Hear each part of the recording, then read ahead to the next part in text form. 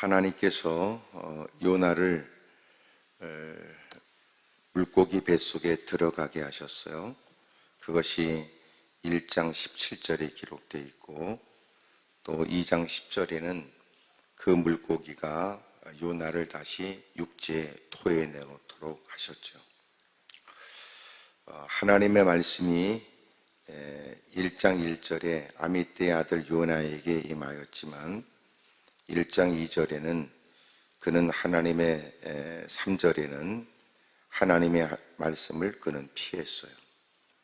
이것은 하나님이 말씀하신 바를 불순종했다. 이걸 뛰어넘어서 하나님의 말씀하신 곳에 정반대길을 택한 건 하나님의 결정, 하나님 말씀에 대한 반역이에요.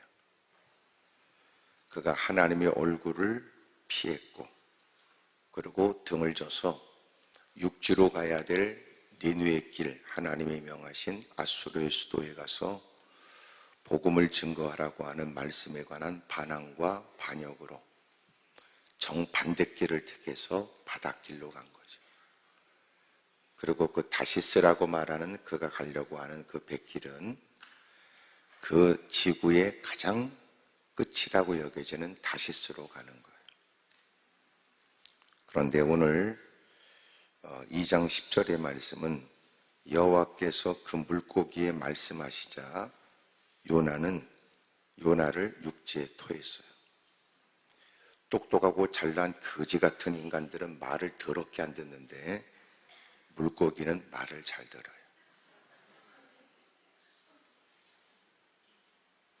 알아들을 수 있는 귓구멍이 있어서 알아듣게 했는데 그는 하나님 말씀을 의도적으로 반역을 해요. 물고기는 말도 잘 들어요. 요나서 1장 17절에 여호와께서 이미 큰 물고기를 예비하셨는데 너 거기서 대기하고 있어 이런 거예요. 그리고 사람들에 의해서 지가 뛰어들어도 부족한 그 형편에 사람들에 의해서 바다에 던져진 자기 때문에 많은 사람들이 생사가 불투명하고 많은 물질을 다 잃어버렸고 그리고 극도의 두려움 속에 허덕거리고 있는 책임이 자기한테 있다고 눈구녕 깽그랗게 뜨고 자기 때문에 그렇다고 악을 썼던 인간이 그 일에 자기를 그 바닷속에 던지면 당신들이 이 고통과 어려움을 이제라도 면할 수 있다고 말하면서도 바닷속에 들어갈 마음은 쥐뿔도 없는 개떡 같은 인간이 하나님의 바다를 더 바람과 풍랑으로 흔들어대므로 사람들은 더 이상은 방법이 없다는 것 때문에 그를 바다에 던져요. 하나님이 준비했던 큰 물고기가 그를 삼키는데 물고기가 먹인 줄 알고 삼키는 게 아니고 하나님이 준비하신 물고기로 그를 삼키게 하신 거예요. 그것을 사람들은 그 물고기가 무엇일까 의문을 갖지만 그게 아니고 하나님께서는 이방인도 구원의 계획에 대한 그 당시의 사고로 상상할 수 없는 어마어마한 일을 계획하신 것처럼 하나님은 신비하게 그 위대하고 능력이 많으신 주님은 우리가 지금 보여지는 것으로 알 수 없는 지금 세상에 보여지는 것은 지가 제한적인 시간과 공간의 제약을 받고 본 것이 다인 주제에 과학의 발전으로 눈권역으로 보는 저 우주 세계에 본 것만이 여러분 자기가 봤다고만 말할 수 있는 인간이 그것도 누군가는 보지 못하고 본 사람이 얘기하니까 주소대로 정보로서 겨우 그럴 거라고 말하는 그러나 정작 하나님께서 만드신 세계는 그 세월이 흘러가도 누구는 본 바를 더 보고 싶어서 애쓰다가 죽어버렸고 다음에 태어난 사람은 본 바에 대한 얘기를 듣고 그럴 거라고 하면서 또 보고 보면서 배우는 지금도 우주의 세계는 상상을 초월하다. 지금까지 본 것은 극히 일부분이다. 그 많은 세상의 어마어마한 과학의 발전 속에서도 지금까지 여러분 본 것이 앞으로 봐야 될 것, 알아야 될 것에 대해서 극히 일부분이다. 그러니까 과학은 뭐냐면 신학 안에 범주 안에 들어가 하나님이 하신 일을 겨우 눈구녕으로 봐야 있다고 말하고, 있는 것을 통해서 뭔가 여러분 왜 그런가 이거는 겨우 따져가는, 그러나 자기의 지식의 한계에 날마다 부딪히는, 그러니까 신학의 범주 아래 과학이 존재하는, 세상이 더러워지면 과학으로 신학을 논하려고 하는 우를 범하죠. 상상하지 못한 세계, 지금도 여러분 이 땅에 존재하는 우주를 다 모르고 깊은 바다를 다 알지 못하고, 때로는 무슨 연유인지 바닷가에 떠밀려온 저 심의 어떤 고기라고 불려지는 것이 그 자체가 떠밀려오는, 그런 중에 큰 물고기가 뭘 의미하는지 모르지만 그 큰 물고기는 오늘날 우리의 사고로는 그 대빵 큰 고래일까 뭐 이러는, 실제적으로 고기 안에, 그 물고기 고래 안에 들어갔다 살아난 사람들도 있고, 위액에 의해서 사람의 신체 피부가 변색된 경우도 있고, 어쨌든 그 물고기가 뭘 말하는지 모르지만 하나님께서는 신비한 방법으로 죽음의 일을 겪는 그에게 구원의 일을 행하세요. 그가 고기 뱃속에 기어 들어갔는데 그것은 물고기가 그를 삼키도록 하나님이 말씀하셨고, 이제는 적절한 때가 되어져 좀 숙성이 됐다 싶어서 이제는 토해내놓으라고 했는지, 숙성이 될 놈이 숙성이 안 돼서 너도 역하니까 뱉어버리라고 그런 건지, 그래서 2장 10절에 그를 뱉어버렸어요. 그래서 그가 육지로 올라가게 됐죠.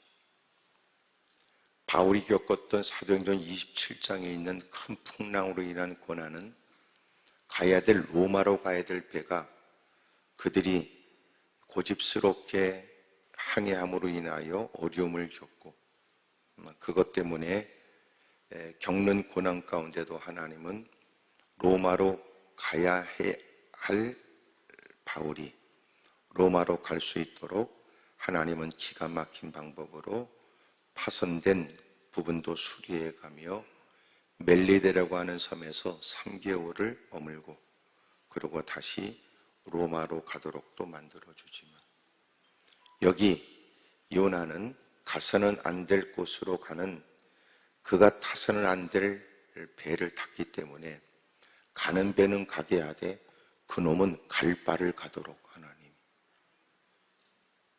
그의 마음의 의지는 결코 반역하여 자기는 일에 응할 수 없다고 생각했던 것은 자기가 갖고 있는, 유대인들이 갖고 있었던 이방인들에 대한 민족적 감정이에요. 선민적 감정이에요. 그들에 의해서 지난 역사 속에 당했던 고통의 세월과 그들이 행한 하나님의 선민에 대한 도전적 일에 관해 하나님이 그들을 응징하여 그 죗값을 그들은 받아야 된다고 생각했는데, 그들의 죄악이 관영하여 상달된 죄에 관해 하나님이 심판하실 거라고 그들에게 경고하게 하심으로 이제라도 하나님께 회개하도록 하나님의 주신 말씀을 증거해야 된다는 것을 거부했던 거예요. 그러니까 그것은 민족적 감정이고 선민적 택함받은 사람으로서의 우월감에 의한 그런 감정이었어요. 그러므로 이 일에 극하게 하나님과 대립각을 보이면서 배탄 많은 사람이 고통, 어려운 시련을 겪는 것을 전혀 아랑곳하지 않고, 죽을 놈들은 죽어야 되고 망할 놈들은 망해야 되는데, 이 생각이었어요. 자기 역시 은혜를 받고 있다는 것을 잊어버린 거죠. 오늘 우리가 내가 하나님의 은혜로 하나님의 자녀가 된 사실을 망각한 채 은혜 안에 있으면서도 익숙해짐으로 은혜 안에 있다는 것을 전혀 당연하게 여길 뿐, 이것이 어떤 경우에도 주님의 은혜인 것을 기억하여 은혜를 따라 살아야 된다는 걸 망각해버리는 것과 같아요. 그래서 하나님은 그가 일탈을 보이는 걸 때로는 주님이 허용하시는 듯하고, 그러나 주님이 그를 내버려 두는 건 아니라도 이런저런 시련을 통하여 주님 안에 있는 것이 얼마나 좋은 시절이었고, 내가 아무리 궁핍해도 주님 안에 있는 것이 부요로웠던 때라는 걸 알게 하죠. 그것이 룻기서에 나오는 나오미와 엘리멜렉, 말론과 기론 가정에 대한 얘기예요. 흉년 때문에 떠났던 베들레헴 땅, 그리고 가서는 안 될 모압 땅, 말씀의 집이라고 불려지는 베들레헴을 떠났던 그가 10년의 세월에 남편은 죽고 두 자식도 죽고, 그리고 그가 녹돌이 하듯이 했던 것은 우리가 처음에 나갈 때는 못 살겠다 하여 나갔는데 이제 보니까 10년의 세월에 돌아온 나는 지금 이 형편은 있을 수 없다고 떠날 때보다 더 빈궁해졌다는 거예요. 그러면서 하는 얘기가, 어려워도 주님 안에 있을 때가 내 이름에 걸맞는, 나오미가 기쁨이라는 뜻인 것처럼 내가 그런 처지에도 주님 안에 있을 때가 더 행복했던 때였습니다.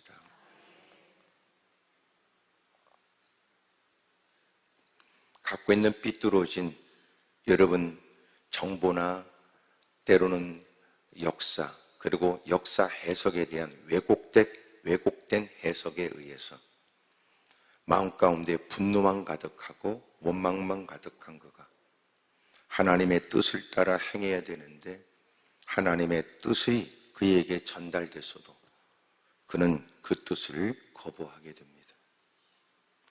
진정한 믿음은 현실보다는 말씀으로 결정해야 될 일에, 우리의 신앙이 미약해지거나 나약해지면 현실이 말씀보다도 더 결정의 이유가 되는 거예요.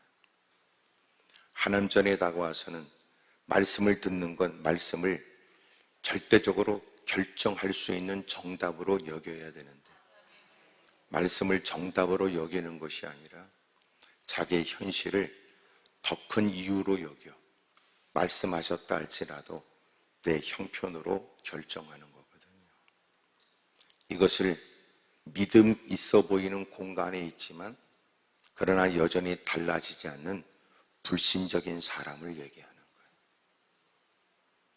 그러므로 우리는 하나님을 말하는 예배 공간에서도 여전히 하나님을 따르는 사람이기를 원해야 되는데, 예배 공간이 있다는 것으로 자신이 충분하다고 여기는 건, 우리는 하나님 말씀을 들으면서도 실상은 어둠의 세력에 속고 있는 거죠.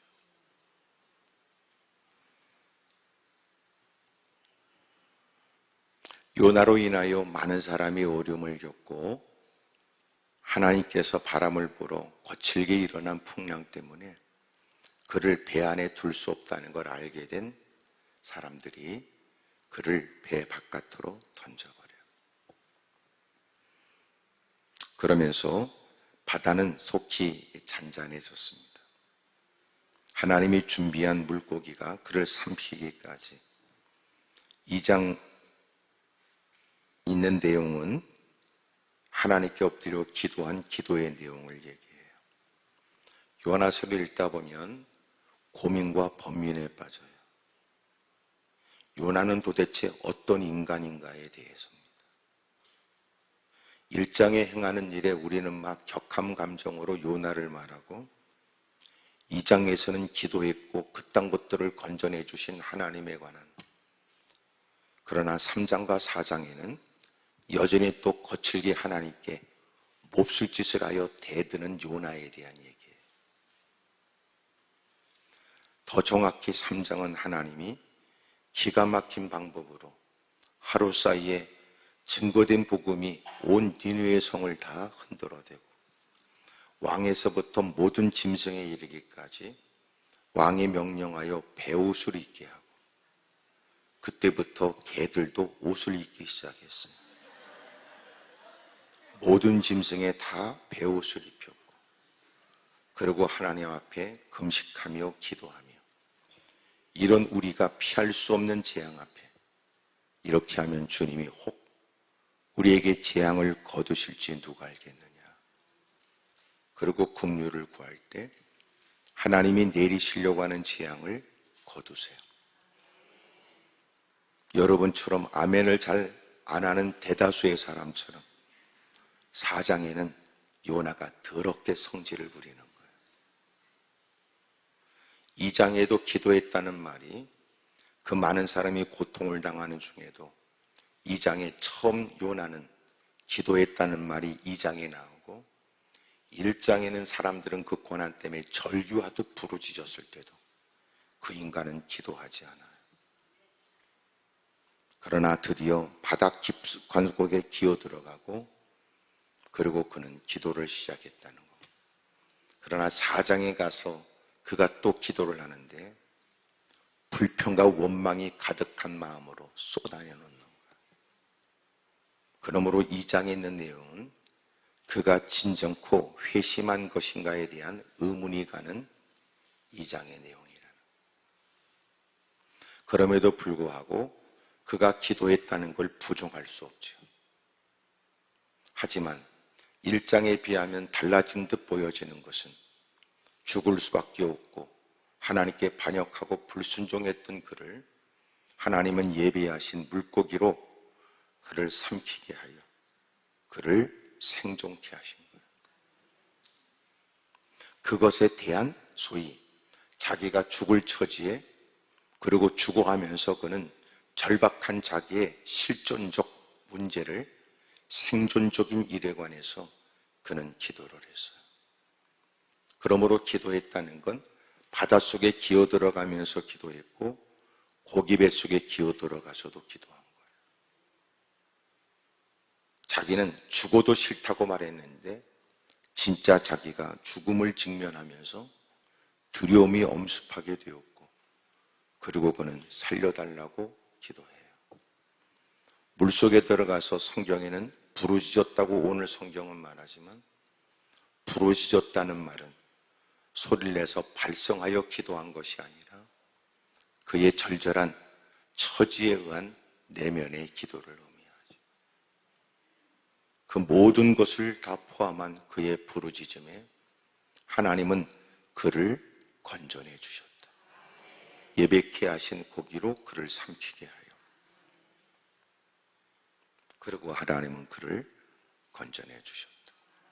근데 놀라운 건 그의 간절한 기도 역시 1장 17절에는 그는 사흘 밤낮을 잊게 되는데 누군가는 말하기를 밤낮을 잊게 됐다는 1장 17절 이어서 2장 1절에 그가 기도했다는 내용을 들어서 그런 그놈은 당장 기도한 게 아니라 3일 지나서 기도한 건지도 모른다. 이렇게.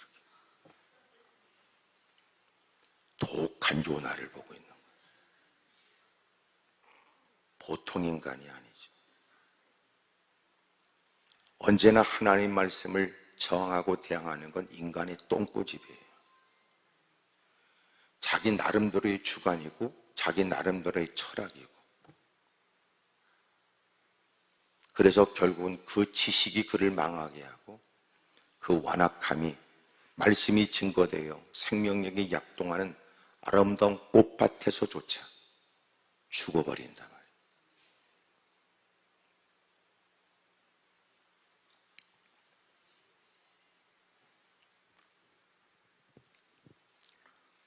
오늘 내용은 요나가 물고기 뱃속에서 그의 하나님 여호와께 기도했습니다. 내가 받는 고난으로 말미암아 여호와께 불러 아뢰었더니 자 이제 2절을 제가 읽고 3절을 읽어서 9절 그의 기도의 내용에 관해서 같이 읽겠습니다. 제가 먼저 읽지요. 이르되 내가 받는 고난으로 말미암아 여호와께 불러 아뢰었더니 주께서 내게 대답하셨고 내가 수월의 뱃속에서 부르짖었더니 주께서 내 음성을 들으셨나이다.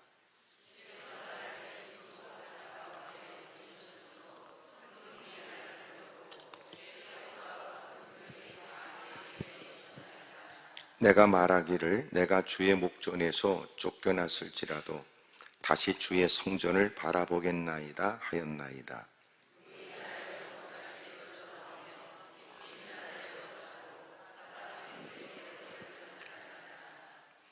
내가 산의 뿌리까지 내려갔사오며 땅이 그 빗장으로 나를 오래도록 막았사오나 나의 하나님 여호와여 주께서 내 생명을 구덩이에서 건지셨나이다.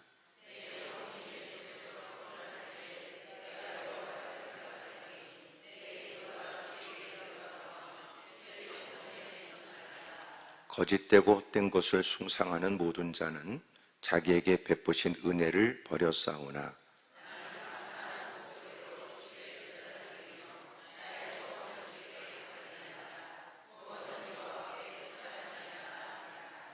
이 절부터 9절까지 말씀 속에 계속 반복되는 말이 뭐라고 생각하세요?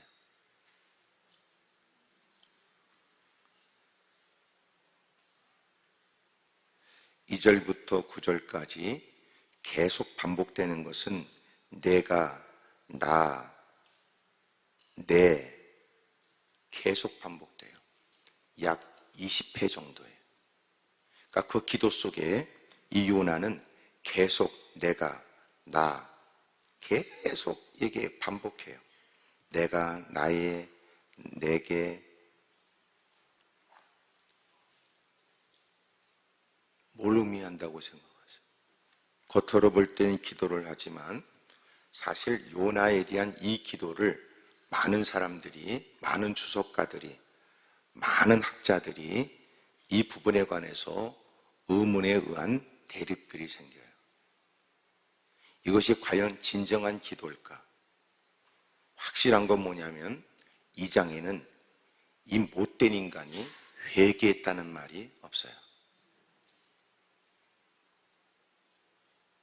지금 그 많은 선량한 사람들이 어려움을 겪었고 자기가 바닷속에 던져져야 됨에도 불구하고 자기를 던지라고 말해놓고 자기는 난간을 붙들고 버티고 있었던 못된 인간. 다른 사람이 절규하며 자신의 재산의 모든 미천을 다 바다에 던져 배를 가볍게 하려고 애쓰는 중에도 전혀 그런 데 대한 동정심이나 자기에 대한 책임감이나 또 자기에 의해서 겪고 있는 고통당하는 사람들의 눈물과 절규를 아주 냉혹하게 외면했어요.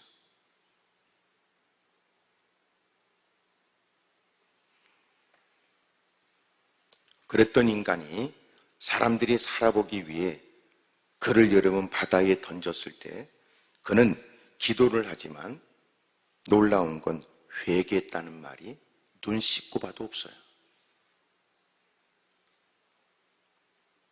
그의 진정한 기도임을 어떻게 알 수 있을까요?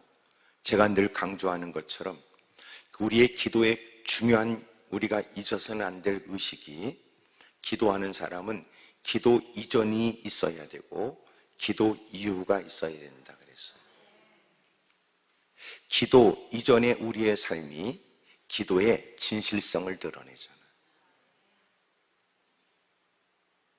또 기도한 다음에 기도 이후의 모습이 과연 그의 기도는 하나님께 응답받고자 하는 진실된 마음인가 그의 믿음이 확인되는 거예요. 다시 말하면 그가 하나님밖에 없다는 기도는 기도 현장에서 믿습니다 소리는 그의 기도 이전의 생활로 확인이 되고 기도하면서 하나님께 아뢰는 모든 기도의 내용들은 실제적으로 기도 이후에 기도처럼 살아가는 그의 모습을 통하여 확인되는 거예요. 그런데 우리는 기도 이전과 기도 이후가 없고 당장 기도하는 현장에만 하나님이 계신 것처럼 미신적으로 기도하는 거예요. 만약 우리가 기도해야 된다는 걸 안다면 기도 이전에는 우리는 더 착하게 살려고 의도적으로 힘써야 되는 거예요. 왜냐하면 기도하면서 거짓말이 통할 리가 없고 통하는 기도라면 그딴 하나님은 믿을 대상은 아닐 테니까. 그러므로 바르게 살아야 바른 기도가 되고 기도처럼 살 자기의 책임을 감당하겠다는 책임감을 갖는 기도의 발언이 바른 기도가 돼요.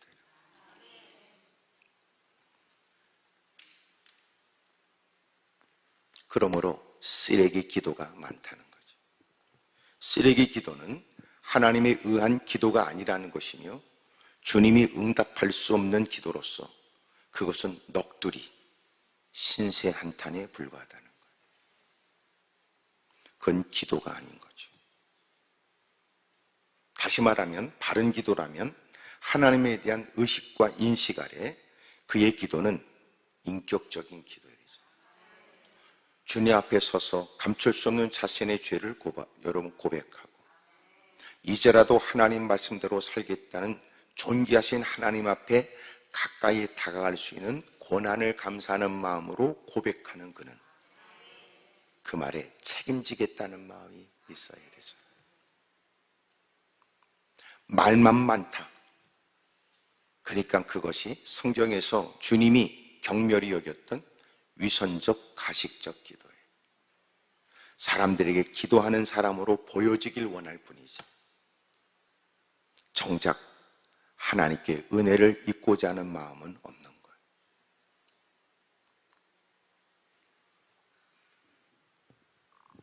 그의 기도 속에는 안타깝게도 회개했다는 말이 없어요. 물론 여러분들은 감사라는 단어에 마음을 두겠죠. 하지만 그 감사도 자기 이기적이고 자기 주관적인 거예요.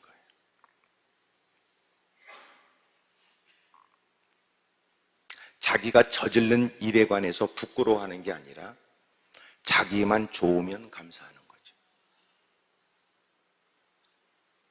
우리가 말하는 감사가 뭐라고 생각하세요? 하나님의 뜻이 이루어진 것에 대한 얘기일 거예요. 내가 어려움을 만나도 하나님이 이토록 나를 사랑하여 당장의 필요는 뜻을 이루지 못했지만 하나님의 나를 더 복되고 선한 길로 인도하시려고 하는 하나님의 애틋함에 감사한다는 걸 거예요.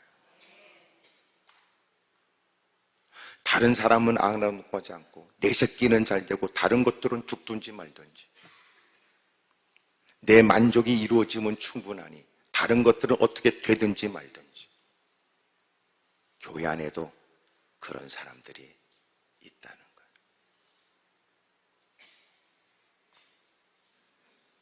안타까운 얘기를 들었었습니다. 두 사람이 차를 몰고 가는데 운전한 사람은 사고가 일어났는데 그는 살았고 운전석 옆에 있었던 그분은 죽은 거예요. 한 교회에 다니는 지인이에요.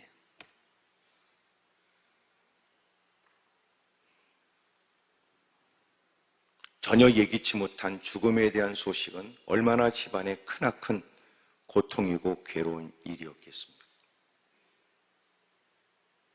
그런데 운전대를 붙잡고 산 그 가정은 그 사람의 잘못에 의한 일어난 일인데도 하나님께서 살려주신 걸 감사했다는 말은 그 사람의 잘못에 의해서 목숨을 잃게 된 유가족들에겐 큰 상처가 된 거예요.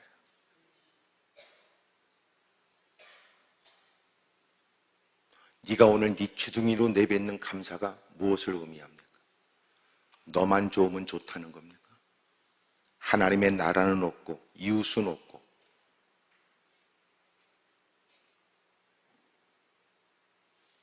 아주 대단히 불신앙적이고 못된 신앙인들이 많아요. 내가 오늘 이렇게 담대하게 얘기하는 건 기동까지 올라온 여러분 가운데 그런 인간이 있을 리가 없다는 실제적인 것보다는 내 믿음 때문에 얘기하는 거예요. 예? 그런 더러운 것은 고쳐야 돼.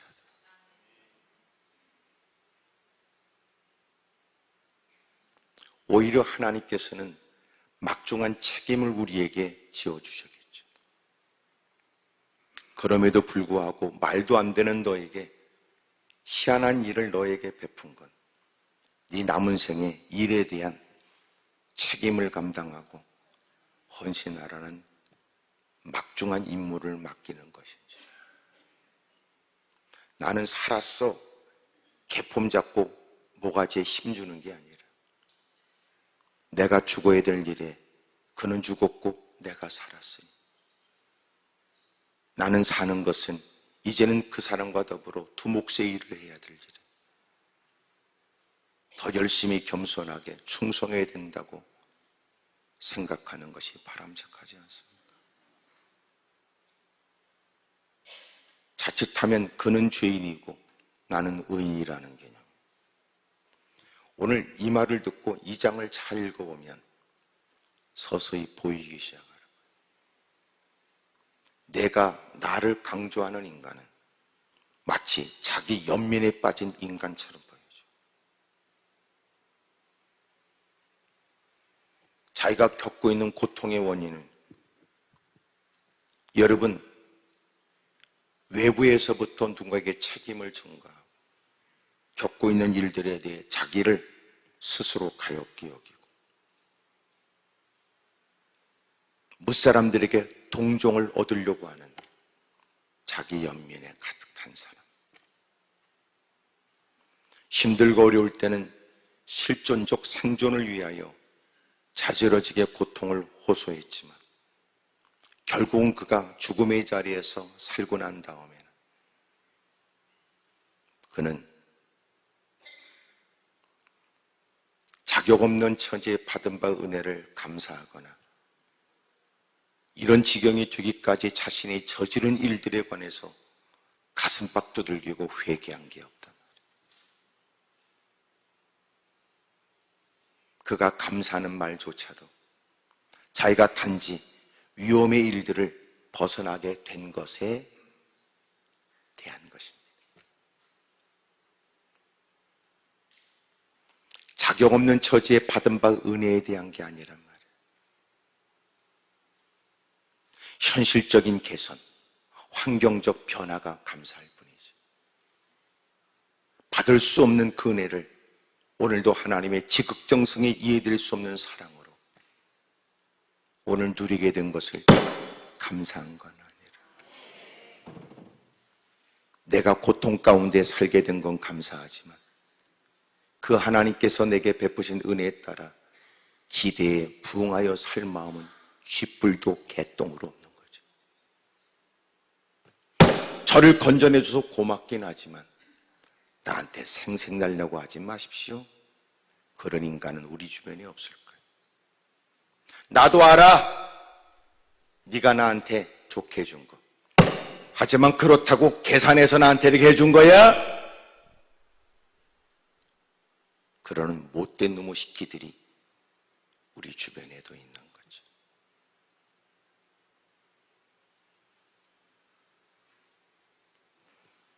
이 장 2절에 내가 받는 고난으로 말미암아 여호와께 불러 아뢰었더니 주께서 내게 대답하셨고 내가 수월의 뱃속에서 부르짖었더니 주께서 내 음성을 들으셨습니다. 소리를 내서 발성하여 기도는 아니라도 내면의 간절함으로 그가 죽음에 대한 공포 속에 도움을 청한 건 사실이에요. 그랬더니 주께서 나를 깊음 속의 바닷 가운데 던지셨으므로 그는 하나님께 책임을 전가해요.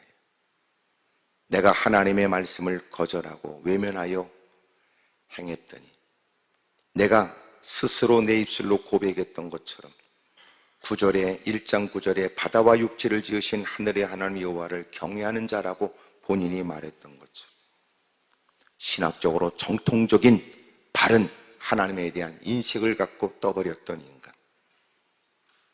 그 하나님의 낯을 피하는 것은 어리석고 하나님의 뜻을 외면하는 건 미련한 일이니 새벽 날개를 치고 바다 끝에 거해도 그곳에 계신 주님, 음부의 내 자리를 펼치라도 그곳에 계시는 주님을 모르지 않는 그가 행한 일에 관하여 하나님이 마치 추궁하시는 듯 자극하여 깨닫게 하신 상황에 그는 자신이 겪고 있는 모든 일들의 원인이 자기에게 있다는 의식보다는 하나님이 자기를 던져버렸다고 그러죠. 그러므로 큰 물이 나를 둘렀고 주의 파도와 큰 물결이 다 내 위에 넘쳤습니다. 그는 끊임없이 계속 자기를 얘기해요.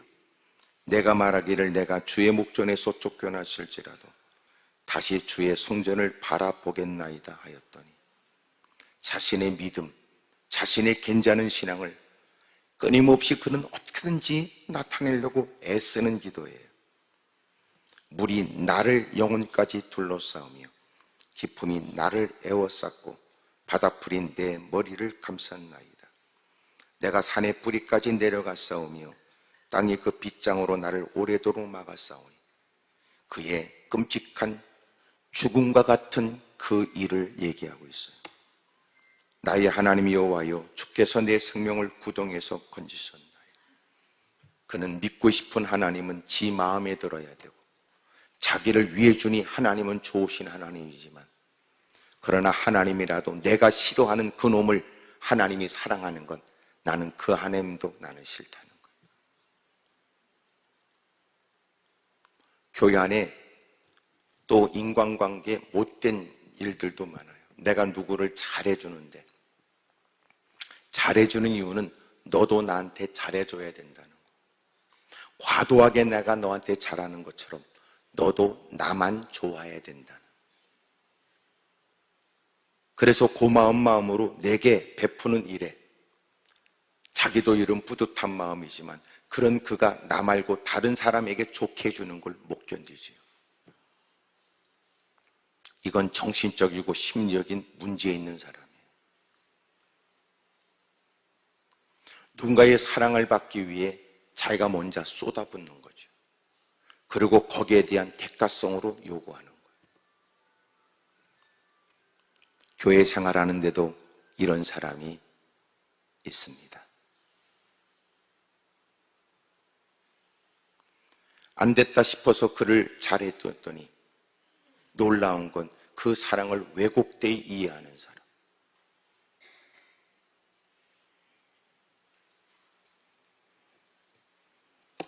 또 하나 그렇게 그를 사랑하는 만큼 그에게 대가를 기대하는 사람. 또한 내가 그렇게 이르면 내가 사랑하는 것은 하나님이 나 같은 사람을 사랑했기 때문이 아니며 그리스도인으로서의 마땅한 행할 일로서의 사랑이 아니야. 그래서 여럿이 모인 중에 그 사람이 누가 친한 척 대화가 있으면 싫어. 이게 교회 안에 이런저런 갈등을 유발시키죠. 그리고 그딴 것들이 또 눈물을 흘리며 기도하는 거야. 주여, 저는 외롭습니다.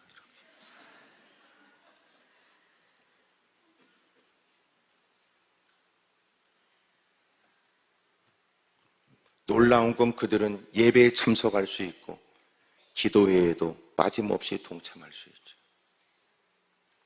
때로는 누구보다도 진지하게 기도하지만 그 눈물은 자기 연민에 빠진 기도예요.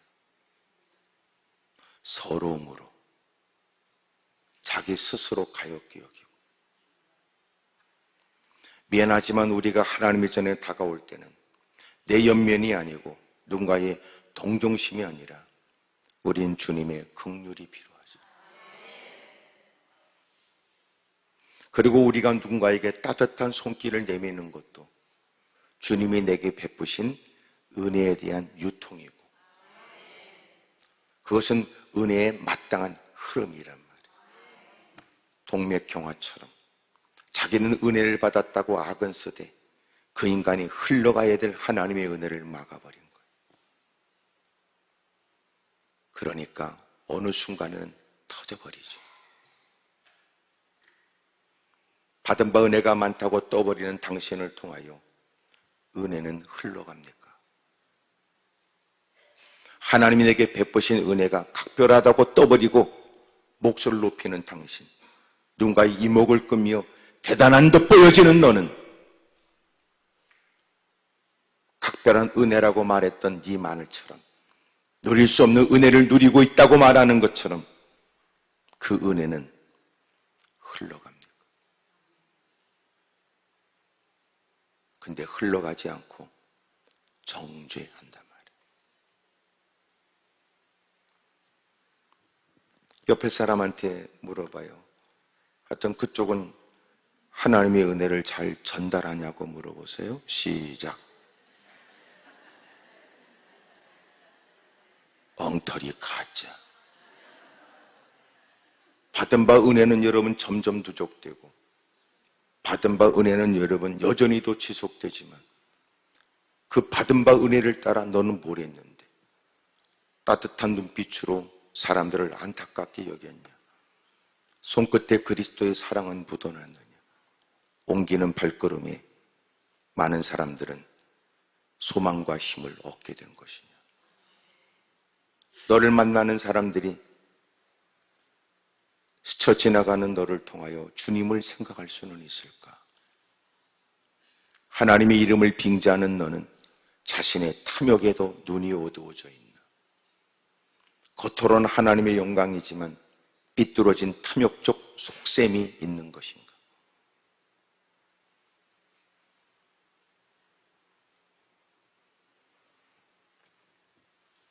7절에 내 영혼이 내 속에 피곤할 때 내가 여호와를 생각하였더니 아주 지가 인심 쓰는 듯이 내 기도가 주께 이르렀고 자기의 기도를 강조하고 주의 성전에 미쳤고, 그러면서 8절에 그의 우월감은 끝이 없이 올라가더니 이제는 그 주제에 건진받은 은혜 속에 거짓되고 헛된 것을 숭상하는 모든 자는 자기에게 베푸신 은혜를 버려 싸우나 비교하여 자기 우월감에 거들먹거리지. 이것이 여러분 기도하는 자들 세리와 바리새인에게도 드러났잖아요. 바리새인은 나는 저놈 같지 않은 걸 감사할 때, 세리는 가까이 다가오지 못한 기도 현장에 멀리서 하나님 앞에 자신의 죄를 토설한 거예요. 언제나 신앙은 기준이 주님이어야 합니다. 모든 사람이 주인인 것은 주님의 기준에 의한 것이지, 과거에 비하면 오늘은 달라진 것 같고, 교회를 나보다 먼저 다닌 인간에 비하면 내가 그들보다 더 착한 것처럼 보여지지만, 여전히 주님 말씀 앞에서 회개하며 또 자신을 살피고 다짐해야 될 이유는 믿음의 주요 온전케 하신 이신 주님 앞에 우리는 더욱더 해야 될 일이 한 것보다 더 많이 남아있기 때문에 그렇습니다. 과거에 비하면 달라진 것 같아도 주님이 원하는 사람으로 더 많은 것들을 버려야 하고 더 가꾸어져야 될 일들이 많고, 누구에 비해서 열심히 있는 듯 보여지는 칭찬 소리가 있지만 주님이 됐다 할 때까지 끊임없이 성장해야 될 우리는 더 달려갈 길만 남아있을 뿐입니다. 근데 싸가지 없어지는, 못되진다. 아멘하게 못하면 고개라도 끄덕거려야 될 이 분위기에 나만 뚫어지게 보는 여러분의 마음을 다 알 수는 없지만, 확실한 건 하나님이 인도했다고 여겨져 이 말씀을 전하는 저로서는 여러분들이 누구라도 헛되이 돌아가지 않았으면 좋겠어요. 너나 우리가 엉터리야, 못됐고. 근데 우리는 말씀 앞에서 자기를 살피거나 자기의 더러운 존재를 연구 안 해. 남들만 비방하고 남들만 기웃거리며 살펴가며 남들만 정죄하지. 근데 정작 주님은 이모저모 일로 다가온 우리를 주님은 말씀 앞에 세워 너를 다듬으신다는 거죠. 나를 가꾸고. 예배를 드릴 만큼 뭐가 달라져야 될까요?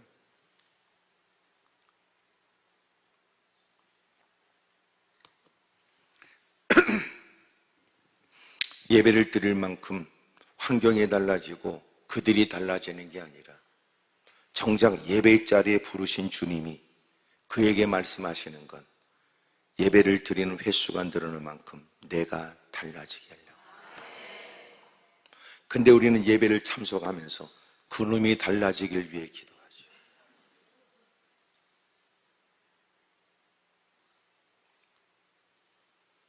근데 놀라운 건 그놈이 그곳에서 기도하는 기도를 주님이 들으시는 것 같아요.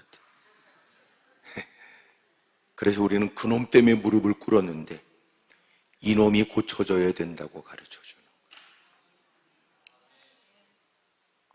그래서 예배 횟수가 늘어나고 우리의 믿음이 성장할수록 내 속사람이 가까워지죠. 이제는 보는 곳이 달라지고 그 모든 일에 대한 이해가, 해석이, 그리고 그 모든 일에도 계시는 주님을 발견하기 시작합니다. 그러므로 그런 그놈 앞에 내가 어떻게 해야 될지가 아니라 그 주님 앞에 내가 어떤 태도를 보여야 되는지를 생각하잖아요. 그들에겐 잠시 미련하게 보여지더라. 주님이 보실 때는 잘했다. 잘했어. 네가 행하는 것보다 내가 행하는 게 더 깨끗하게 처리가 된다. 그러잖아요. 주님께 다 맡기라는 거예요. 너는 잘했어. 잘했어. 네가 말 안 해도 네가 겪고 있는 부당하는 일들, 네가 겪고 있는 억울한 일을 내가 알지. 그래서 맡긴다는 것은 내가 하고 싶은 일에 무능하여 할 수 없는 일을 해결해 달라고 맡기는 것을 더 범위를 넓혀서 내가 할 수 있는 것도 또 내게 일어나는 억울한 일도 뭘 하지 않으면 내가 뚜껑이 열릴 것 같은 그 모든 일도 다 맡기면 하나님은 그 모든 일에 내가 행하는 것보다도 더 좋은 결과가 있도록 만들어 주신다는 거예요. 쉽지 않죠. 그래서 주님이 우리를 다듬어 그 모든 일에 맡기는 것도 배우게 하고 또 하나님은 우리를 불러 내가 스스로 생각하는 것보다 얼마나 어리석은지도 다시 상기하게 하시고 또 그 모든 일을 행하기에 가장 적합한 분이 하나님밖에 없다는 것도 깨닫게 하시고 더더군다나 그 하나님이 지존하신 주님이 우리에게 먼저 다가오셔서 우리를 책임져 주시겠다고 하는 그 하나님에 대한 새로운 인식도 갖게 하는 거예요. 참 우리는 고쳐져야 될 게 많아요. 옆에 사람한테 다 물어보세요. 그쪽은 충분합니까? 물어봐요. 시작.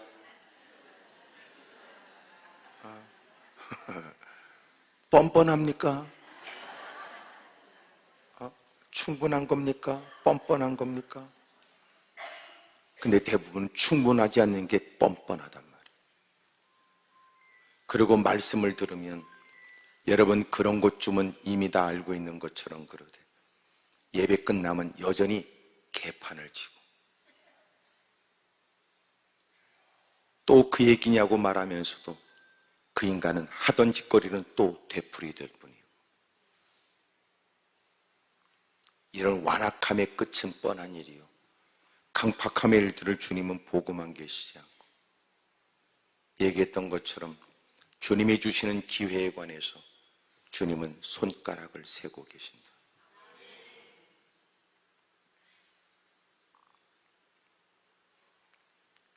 손가락을 세고 계신다는 것은 끝이 있다는 얘기. 오늘도 주어 허락되어진 주셔서 허락하는 기회가 감사하지. 오늘 이 기회가 끝인지도 모를 일이고.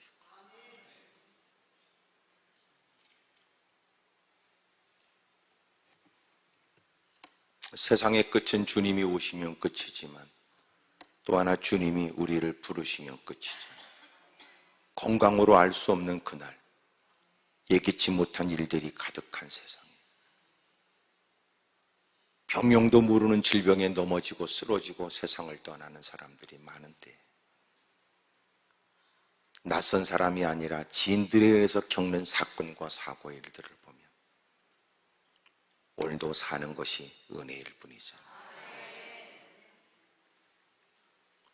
그런 중에 자기 욕심이 가득 찬 채 하나님의 전에 다가온 우리에게 하나님은 누구는 몰라도 너는 알아듣는 그 말씀을 들려주고 그 말씀 속에 감추어진, 그러나 너는 성령에 의해서 자극되어져 무슨 의미인지를 너는 알아듣는 하나님 주신 기회를 가볍게 여기면 안 된다. 어찌 보면 더 많은 사람들이 믿기를 원하지만 지난 시간들을 보면 거룩한 그리스도의 용사들이 필요하지 오합지졸이 많아봐야 소용없어. 자격 없는 듯 보여줘도 다윗 같은 사람이지. 근데 맨날 자격만 따져 장로 권사 집사라고 개폼 잡대. 부딪히는 문제 앞에 목숨 걸고 나서겠다는 인간들은 보이지는 않고 우렁차게 잃어본 악을 써대며 기고만장한 세상의 도전 앞에는 나 살자 그러고 도망가는 인간만 가득.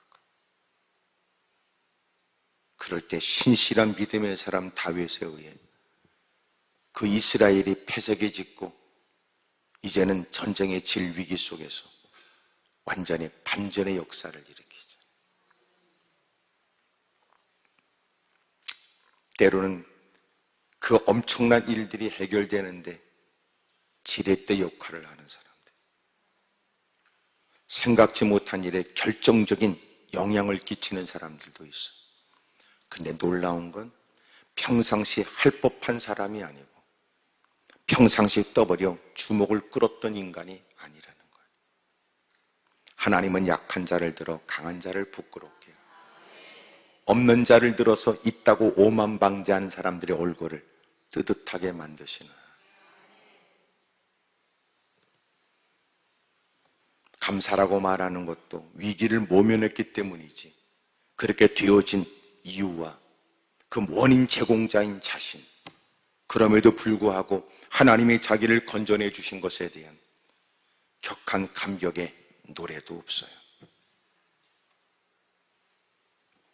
그러므로 10절에 있는 여호와께서 그 물고기에 말씀하심에 요나를 육지에 토했다고 하는 말에 어떤 해석자는, 주석가는 이것은 요나가 기도한다는 형식을 빌어서 그러나 자기 우월감에 빠져 있고 원인에 대한 부끄러움에 대한 이웃들에 대한 부끄러운 마음에, 그리고 그런 자신을 다시 한번 회복의 기회를 주시는 것에 대한 감사에 통해 자복하는 모습이 없는 요나에 대하여 그 역한 고기 뱃속에서의 기도에 물고기도 역하여 토해내버렸다.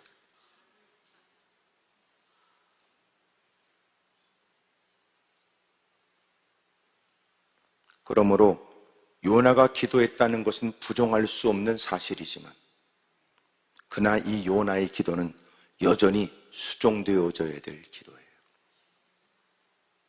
그러므로 늘 제가 강조하는 것처럼 우리의 기도는 연필로 써야 된다는 거. 잘못 쓰면 지워야 되니까. 기도는 연필로 쓰세요. 그럼 복음송가도 있잖아.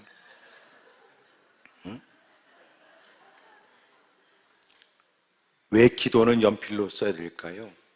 기도는 기도다운 완성된 기도의 문장이 되도록 그의 신앙, 정도가 반영된 그의 기도는 계속 수정되고 가꾸어지고 다듬어져야 된다. 자기의 피로에 마음을 빼앗기고 자기 욕구에 함몰된 사람이 기도를 빙자하여 내뱉는 기도를 주님은 핀셋으로 끄집어내서 뒷덜미 잡고 바깥에 던져버리지 않고 여전히도 기도하는 사람의 자리에 앉게 하여, 그리고 기도하지 않으면 안 될 환경 속에 손에 잡힐 듯한 응답을 바라보며 기도의 시간을 길게 하세요. 기도의 시간들이 길어지면서 그런 기도가 서서히 교종되기 시작해요. 하나님께서 그 일을 이루시라고 돌쇠처럼 부렸던 인간이 이제는 더 이상 여러분 물러설 수 없는 어려운 위기가 점점 다가오자 이제는 하나님께 타협을 원하여 어떻게 하면 좋겠냐고 말하더니 그러곤 협상을 하자고 말하더니 그래도 침묵 속에 대답도 안 하시는 주님 앞에 하나님밖에 없다는 절박함으로 매달리는 적지 않은 많은 시간이 지나가면서 그는 드디어 목에 힘줬던 힘이 빠지고 그는 입술 열어 이제는 주님의 뜻대로 하시라고 그의 기도가 바꿔지죠.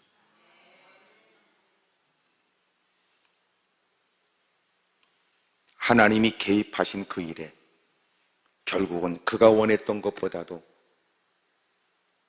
그가 알지 못하는 위험까지도 고려하신 주님이 그를 위하여 더 좋게 하시는 거죠. 그러므로 기도하겠다고 다가온 여러분, 남다른 열심을 보여 이 자리에 있는 여러분들, 나는 여러분의 기도가 금양로에 담겨지는 바른 기도, 주님이 속히 응답해 주시는 약속된 주님의 약속에 합당한 기도가 되기를 바랍니다. 기도하면서 자신을 드러내고 자기 연민에 빠지고 자기 중심적 기도에 좋은 것은 그저 지가 잘나서 누리게 된 것이냐, 되어진 것은 그렇게 이루지 못하는 누군가에 비해서 내가 얼마나 대단한 인간인가를 과시하며, 그러나 하나님이 내게 주신 것은 고맙지만 그 때문에 더 이상 것을 요구하면 안 된다고 말하는 사람. 어린애 같아야 철이 없다고 말하지. 나이 퍼먹고 교회 생활을 그만큼 했는데도 숱한 말씀을 듣고도 깨닫지 못하는 강팍이 이를 데 없는 인간. 이렇게 기도원에 올라와서라도 자기의 숨겨진 부끄러운 일에 관해서 회개하면 네가 살고 가정도 살아.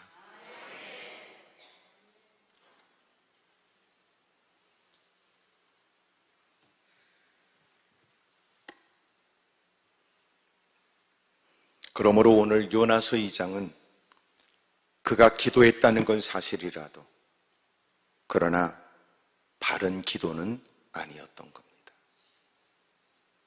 그러면서 그가 본색을 드러냈던 것은 위기를 모면해 육지로 나오게 되고, 그러고 나서 4장에 보여진 하나님께서 그들에게 내리시려는 재앙을 그들이 회개하여 거두신 것에 관해 불편한 신기를 거침없이 내뱉는 요나의 기도를 통해 확인되는 거예요. 그놈은 아직도 더 다듬어져야 될 인간이다. 그러므로 기도하는 사람은 누구보다 대단한 사람이 아니라 누구보다도 가꾸어져야 될 사실을 본인이 인지한다는 것이고, 그가 사력을 다하는 사람은 여전히 주님 앞에서 다듬어지기를 원한다는 것이고, 그가 기도한다는 건 그는 여전히도 주님이 원하는 사람이 되고자 하는 마음의 반영이에요. 이 말은 기도한다는 것으로 개폼 잡으면 안 된다는 거예요. 그런 사기꾼들이 우리 주변에 있단 말이에요. 내가 기도 좀 해봤더니 대부분 그것들은 이단류의 사람들, 그것들은 콧구멍을 찢어야 될 인간들.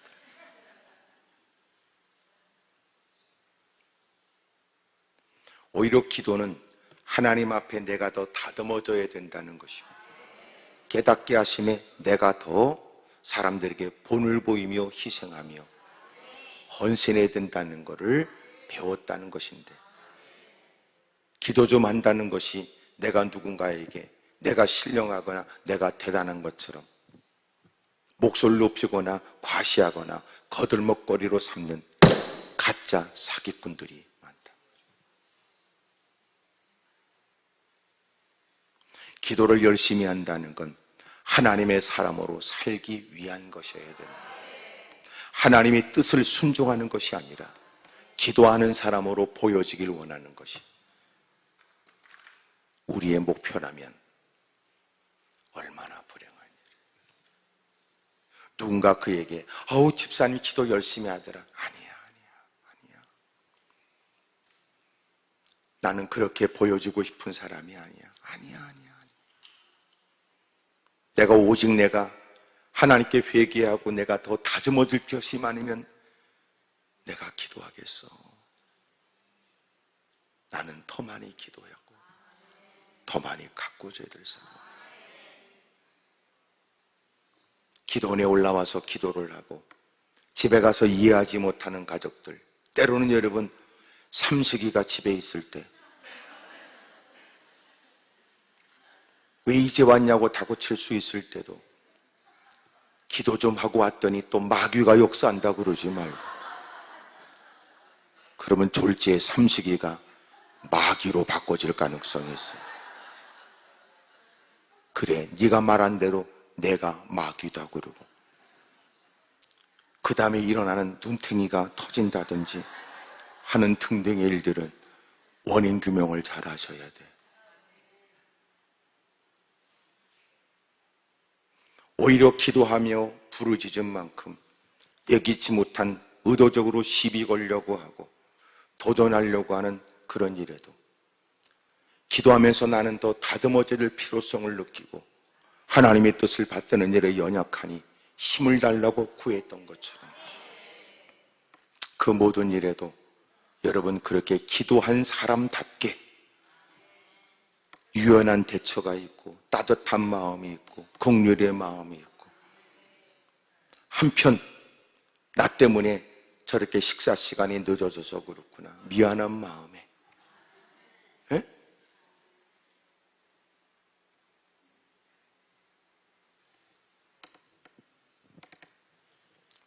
오늘 기도하겠다고 다가온 여러분, 기도에 대한 얘기가 여러분들의 한껏 뜻을 이룰 수 있는 말씀이라고 기대했던 여러분, 그러나 오늘 말씀은 여기 요나의 기도는 시작된 기도일 뿐이다.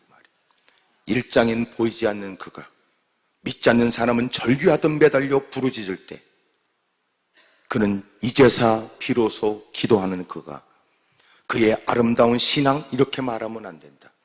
그는 더 완성되는 아름다운 기도다운 기도로 기도 속에 하나님의 은혜를 입은 사람으로 이제는 이방인들도 가슴에 품고 이제는 그 영혼들이 살아나길 원하여 그런 일에 하나님이 나 같은 것을 쓰신다는 일이 영광스러움으로 여겨져 그런 기도가 되기까지. 지금도 현실 속에 있는 일들이에요. 그래서 선교 공부를 열심히 하고 선교사 파송을 준비했던 어떤 여성분이 열심히 공부를 하고 드디어 저는 일본으로 선교사로 나가겠습니다 그랬더니 같이 선교회에서 같이 기도하고 열심히 여러분 부르짖었던 권사님들이 나는 네가 선교사로 나간다는 건 환영한다. 하지만 일본으로 가는 건 나는 반대다. 그놈들은 다 죽어버려야 되니까. 죄 때문에 망해버려야 되니까. 그들이 행했던 지금까지의 민족적 그 상처는 우리는 잊을 수가 없다. 그놈들이 어떤 놈인 줄 아느냐? 그러므로 그곳에 가서 복음을 증거하냐? 그 노력, 수고, 헌신을 다른 나라로 가라. 그러면 우리가 너를 적극적으로 돕겠다. 오랫동안 기도했던 일에 저는 일본 선교를 위해 갈 것입니다. 그래서 선교 아무도 안 도와줬어요. 그런 중에 기도하고 몸부림치고 하나님께서 가슴에 품게 한 그 영혼들, 그리고 그 일에 하나님의 복병이 일어났죠. 전혀 의외의 곳에서. 그래서 한 교회 한 분이 담당을 하여 그 교회에서 파송이 돼요. 지금도 약 20여 년 동안 지금도 일본에서 사역하고 있어요. 과연 우리가 어느 때가 돼야 내 상처, 내 과거의 나쁜 기억을 뛰어넘어 그 영혼을 하나님 복 주십시오. 그 영혼에게 은혜를 주십시오. 내가 하나님의 은혜를 자격 없는 처지에 누리게 된 것처럼 하나님, 나도 그를 불쌍히 여기고 나도 그를 사랑하게 해 주십시오. 하나님이 나 같은 사람을 사랑했는데 왜 하나님이 그를 사랑하지 않을까? 왜 나는데도 그는 아닐까? 오늘 요나의 기도는 그가 위기를 만나서 건진받았고 그 절박한 처지의 기도에 하나님은 그의 행동을 보고 사랑한 것이 아니라 먼저 사랑하신 주님이 이해될 수 없는 사랑으로 그를 건져내 주셨고 그는 단지 건진받은 것에 그것도 누구와 비교하여 자기 우월감으로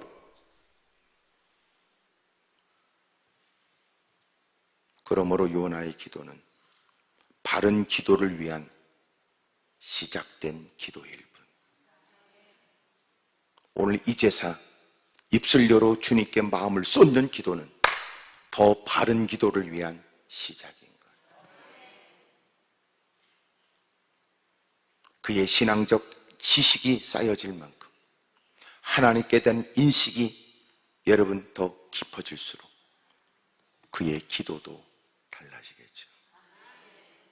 급기야 예수님께서 우리에게 친히 본을 보여주신 기도처럼 아버지여 내 뜻대로 하지 마시고 할 수 있는 힘은 존재하고 무사람이 무시당할 수 없는 능력도 내게 존재하나 내 뜻대로 마옵시고 아버지의 뜻대로 되길 원합니다. 이 기도까지 우리의 기도는 더 발전되어야 합니다. 아직도 우리가 기도할 때 기도의 범주 안에 들어오지 못하는 사람 있죠. 기도의 명단 속에 끼지 못하는 사람이 있죠. 아니 의도적으로 제외한 사람도 있죠. 오늘 다시 주의 이름을 부르시죠. 그리고 이제는 기도의 범위를 더 확장시키고 또 진심으로 그들을 위하여 내 마음이 불편하면 진심의 기도가 어려워. 왜냐하면 그 마음의 오랜 세월에 한이라고 표현될 만한 그 상처와 고통의 일들은 곁에서 함부로 말할 수가 없어요. 그러나 하나님이 당신에게 베푸신 은혜를 따라 오늘 진실된 회개도 있고 부끄러움이 어찌할 바를 모르고 받은 바 은혜를 따라 무엇을 해야 될까 고민도 하고 우리를 실제적으로 어렵게 하는 현실의 인물들에 대해서도 우리는 더 넓은 마음의 기도가 되기를 축복합니다.